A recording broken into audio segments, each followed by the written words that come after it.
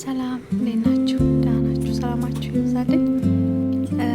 ያው ዛሬ የምሰራው በተለይ ጠዋት ባልሞላችን ይባላል።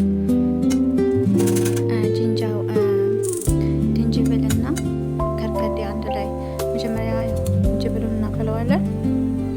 በደንብ ካፈላ ነው በኋላ ከርከዴው በደንብ ማጠብ አለብን። ምክንያቱም ቆሻሾች በጣም ብዙ ቆሻሻ ስለሚኖረው በደንብ ማጠብ አለብን። እሱ ካጠብን በኋላ እንትን ላይ እናደርገዋለን። አንድ ላይ ከሰራነው ዝንጅብል ጋር አንድ ላይ እናቀላቅለውና ቀዝቃዛ ውሃ እንጨምርበታለን። ምክንያቱም እኔ በብርጭቆ የሚመስል እንትን ስለማስቀምጣቸው እንዳይፈነዳ ቀዝቃዛ ውሃ አድርግባቸዋለሁ። እሱ ካደረኩኝ በኋላ ያው ሁሉንም እያንዳንድ አድርጌ እቀዳቸዋለሁ። ከዛም ለነገ ጠዋት ኦልሬዲ አሁን ማታ ነው።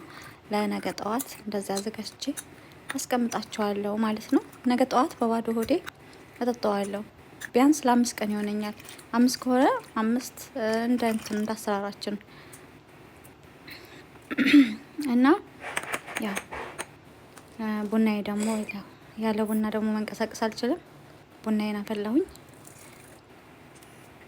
ቡና ካልጠጣው ደግሞ ጮሂ ጨፈሪ ሂጂ ውጪ ስለሚለኝ ቀልድ ነው።